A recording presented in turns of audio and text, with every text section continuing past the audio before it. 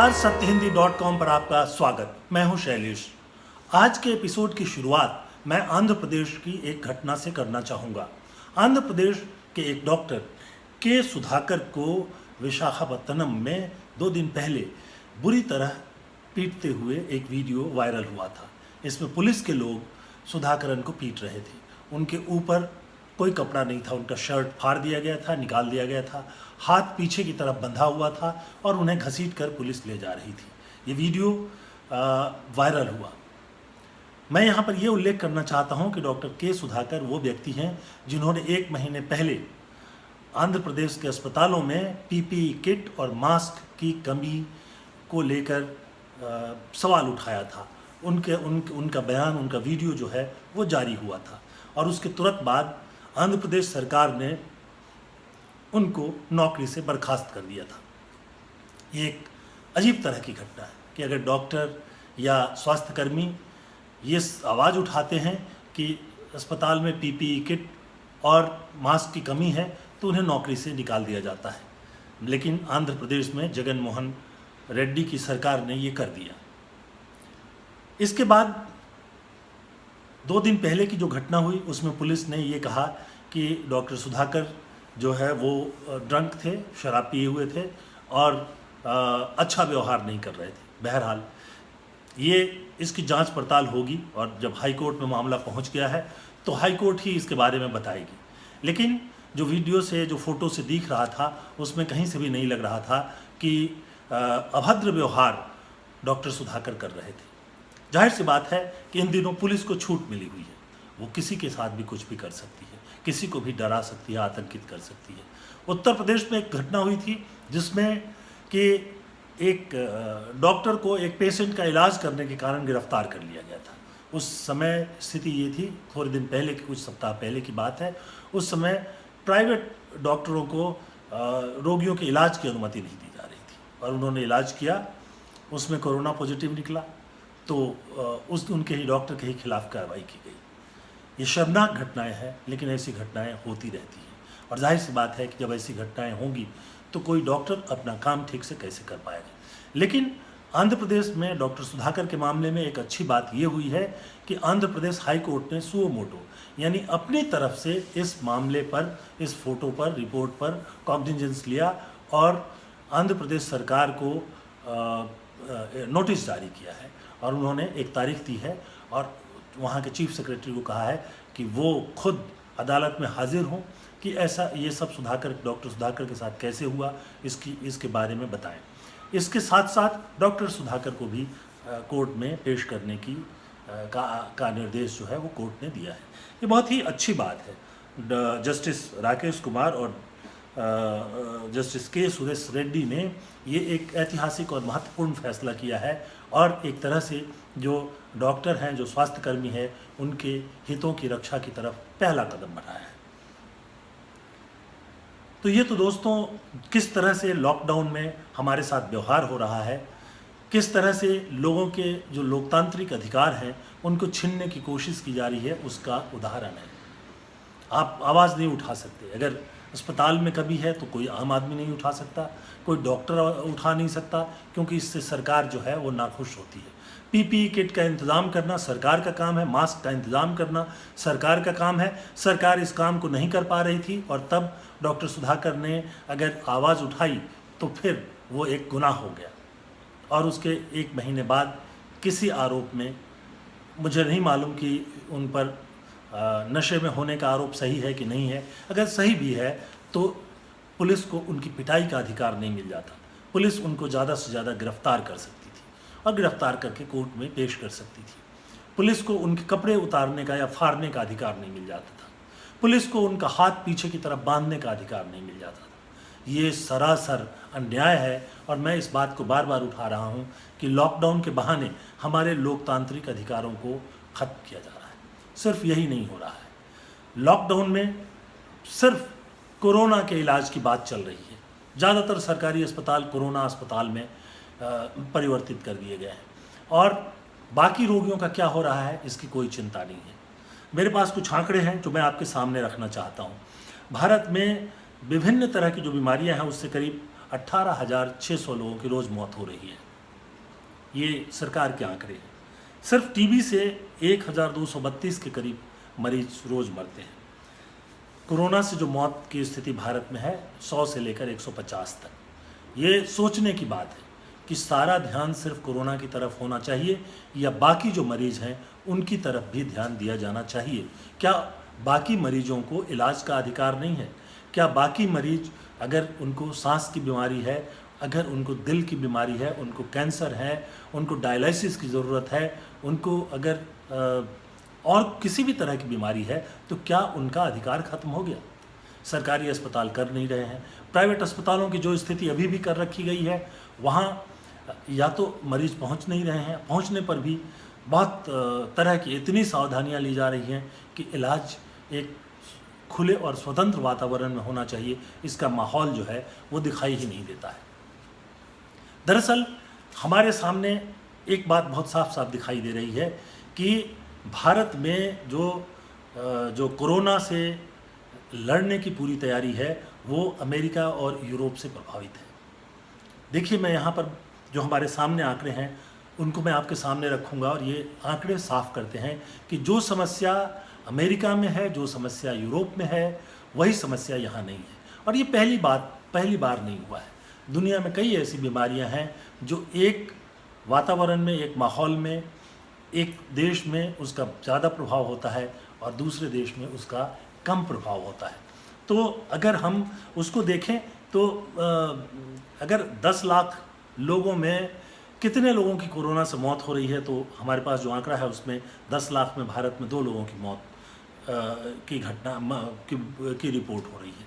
UK में बहुत ज़्यादा है, कोई 511 और यूएस में 275। खैर, आबादी के अनुपात में है ये, तो ये आंकड़े और भी देशों के आंकड़े हैं, लेकिन मैं उनको जो है यहाँ नहीं रखना चाहता। लेकिन एक बात मैं दोहरा देना चाहता हूँ कि कोरोना में अभी भी ये तय है कि जो 85% लोग हैं उनमें जो संक्रमण होगा वो या तो एसिम्टोमेटिक होगा या फिर माइल्ड सिम्टोमेटिक होगा। उनको अस्पताल में ले जाने की ज़रूरत नहीं है। और करीब करीब जो है मुश्किल से जो 5% हैं उनको ही आईसीयू तक ले जाने की ज़रूरत पड़ती है।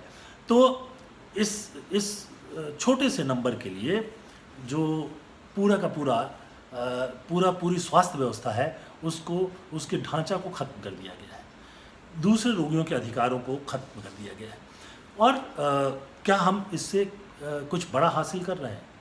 हम ये देख रहे हैं कि जैसे जैसे माइग्रेटरी लेबर्स, जो प्रवासी मजदूर हैं या दूसरे लोग हैं जिस किसी तरह से जा आ रहे हैं, या जहाँ नहीं जाना आना हो रहा है वहाँ भी संक्रमण जो है बढ़ रहा है।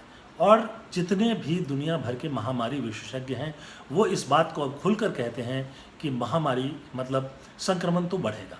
ज़्यादातर लोग यानी 80% लोग एसिम्टोमेटिक होंगे, उनको पता भी नहीं चलेगा।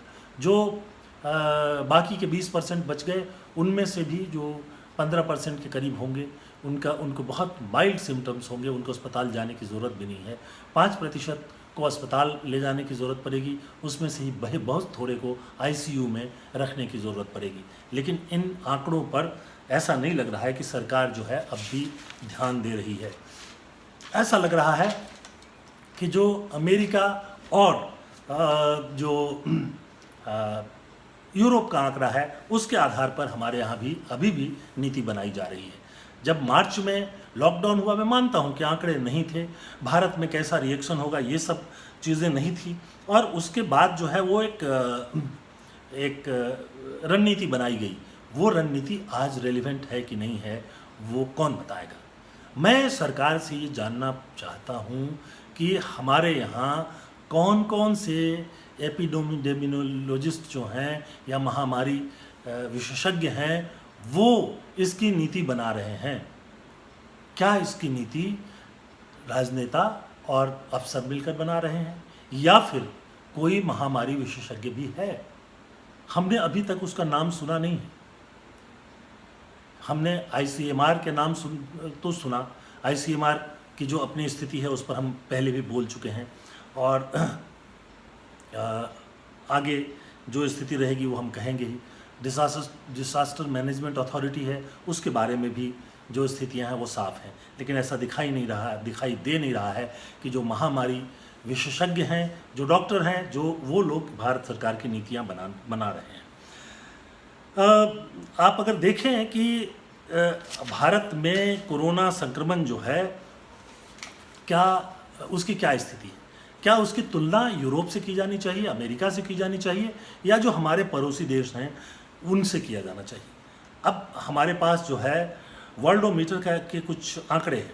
अब इसमें जो है भारत, श्रीलंका, बांग्लादेश और पाकिस्तान, ये चारों पड़ोसी देश हैं, इनकी तुलना की गई है। आप देखिए कि कैसे कैसे कोरोना का यहाँ पर प्रभाव है, वो इससे साफ होता है।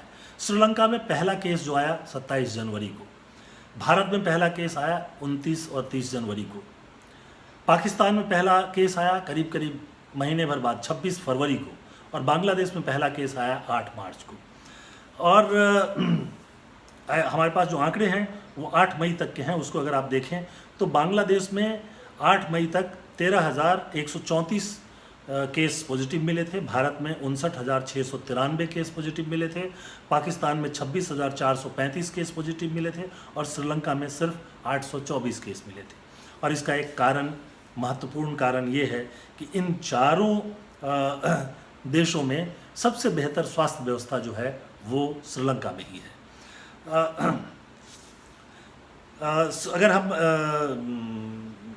अगर हम डेथ रेट की बात करें कि जो लोग कोरोना से पीड़ित हैं उनमें कितनी मौत हो रही है, कि उसका प्रतिशत क्या है, तो श्रीलंका में करीब करीब 1% है, और भारत में डेथ रेट जो है 3.5% है। पाकिस्तान में भी जो है वो लगभग जो है भारत जैसी स्थिति है, बांग्लादेश में करीब 2% है। अब अगर आप इन चीज़ों को देखें कि पहले से स्वास्थ्य की व्यवस्था क्या है, मैं थोड़ा सा पीछे ले जाकर, इसलिए कि आप समझ सकें कि कोरोना से भारत की सरकार क्यों डर रही है। अगर 1000 की आबादी पर देखें, जो फिजिशियन, जो इस तरह की बीमारियों का इलाज करते हैं, जो सामान्य डॉक्टर जिनको हम फिजिशियन कहते हैं, बांग्लादेश में जो है वो 1000 की आबादी पर 0.5 यानी करीब करीब 2000 की आबादी पर एक फिजिशियन वहाँ उपलब्ध है। भारत में 1000 की आबादी पर 0.8, बांग्लादेश से थोड़ा ज़्यादा, यानी कोई 1500 की आबादी पर एक फिजिशियन यहाँ उपलब्ध है। पाकिस्तान और श्रीलंका में 1000 की आबादी पर एक जो है फिजिशियन उपलब्ध है। अगर आप हॉस्पिटल के बेड की स्थिति करें कि 1000 लोगों पर कितने बेड हैं, तो भारत में है, पाकिस्तान में है 0.6, यानी बहुत ही कम, करीब करीब समझिए कि 2000 लोगों की आबादी पर एक बेड है। और भारत भी लगभग वहीं है, 0.7 यानी करीब करीब 2000 लोगों पर एक बेड उपलब्ध है। बांग्लादेश में 0.8 करीब 1500 लोगों पर एक बेड उपलब्ध हो जाएगा, और श्रीलंका में 1000 आदमियों पर 3.6 यानी करीब 3.5 बेड जो है 1000 की आबादी पर उपलब्ध है। इस तरह से मेरे पास बहुत सारे आंकड़े हैं, हेल्थ केयर पर कौन कितना खर्च करता है। ये संकट हमारे सामने अचानक नहीं आया है, और सरकारें जो हैं लॉकडाउन बढ़ा करके बाकी मुसीबतों की तरफ ध्यान छोड़ करके सिर्फ कोरोना पर केंद्रित इसलिए करना चाहती हैं क्योंकि उनको मालूम है कि उन्होंने वर्षों से, सालों से हेल्थ केयर की जो व्यवस्था है उसको लचर बना के रखा है, उसकी स्थिति बहुत ही ख़राब कर रखी है। बहुत सारे आंकड़े हैं मेरे सामने, मैं बहुत ज़्यादा आंकड़ों में जाना नहीं चाहता, फिर भी अगर आप अगर आप देखें कि per capita health care expenditure जो है सरकारों के द्वारा क्या है, तो भारत में जो है बांग्लादेश में 16.7 है, श्रीलंका में 43% है, भारत में 27% है, और पाकिस्तान में बस 32% है। बहुत सारे आंकड़ों की कमी नहीं है। आप जब जाकर जहाँ भी किसी में भी एक वेबसाइट है वर्ल्डोमीटर, उस पर आप सारे आंकड़े जाकर देख सकते हैं और चेक कर सकते हैं। तो कुल मिलाकर के स्थिति ये दिखाई दे रही है कि जो सरकारें हैं वो कोरोना से ज़्यादा अपनी ताकत को दिखाना चाहती हैं। आपने देखा कि कैसे मज़दूरों पर जगह जगह पैदल घर जाते हुए मज़दूरों पर लाठियां चली, इसके तमाम वीडियो आ चुके हैं। उन सरकारों ने कहा कि रेल की पर्याप्त व्यवस्था की जाएगी लोगों को ले जाने की, कोई व्यवस्था नहीं की गई। 1 से 15 मई के बीच कोई 15-16 लाख लोगों को घर भेजा जा चुका है। कोई कोरोना की महामारी का विस्फोट गाँव में नहीं हुआ है। इसका मतलब सिर्फ इतना है कि ये संक्रमण बहुत बड़ा विस्फोट भारत में नहीं हो सकता। उसके कारण चाहे जो भी हो, चाहे वो ज्योग्राफिकल हो, यानी भारत का ये कि जो जिस तरह की ज्योग्राफी है, जिस तरह का भूगोल है, जो हमारा जलवायु है, यानी जो हमारे यहाँ की गर्मी है, चाहे उसका कारण हमारे यहाँ जो BCG का टीका लगता है, चाहे हमारे यहाँ मलेरिया का होना है, लेकिन कई सारे कारण हैं। अगर रिसर्च करने वाले या सरकार कोशिश करेगी तो ये कारण भी आगे आने के अगले कुछ महीनों में सामने आ जाएगा। लेकिन मैं इस बात को ख़त्म करने के पहले एक ही बात ध्यान में दिलाना चाहता हूँ कि सीजनल इन्फ्लुएंजा यानी फ्लू जिसे कहते हैं, उसका प्रकोप यूरोप में, अमेरिका में बड़े पैमाने पर होता है। वहाँ हर साल 3 से 6 लाख लोगों की मौत हो जाती है। भारत में इन्फ्लुएंजा से या फ्लू से बहुत कम मौत होती है, और उसमें भी जो कोमोर्बिड कहते हैं वो ज़्यादा होते हैं, यानी जिनको कोई और बीमारी है और उस पर ये बीमारी हो गई तो मुश्किलें बढ़ जाती हैं।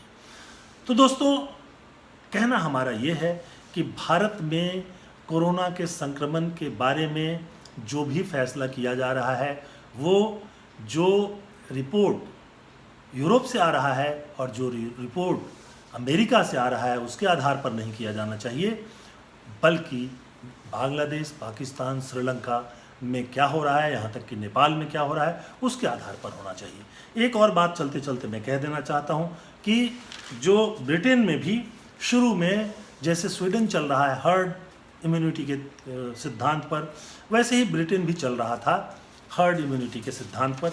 लेकिन वहाँ जो इम्पीरियल कॉलेज है, जो मेडिसिन के मामले में बहुत माना हुआ है, वहाँ के एक प्रोफेसर नील फर्गूसन, उनके नेतृत्व में एक शोध आया और जिसमें प्रेडिक्शन किया गया बड़े पैमाने पर मौतों का, मतलब ये दिल दहलाने वाली संख्या थी।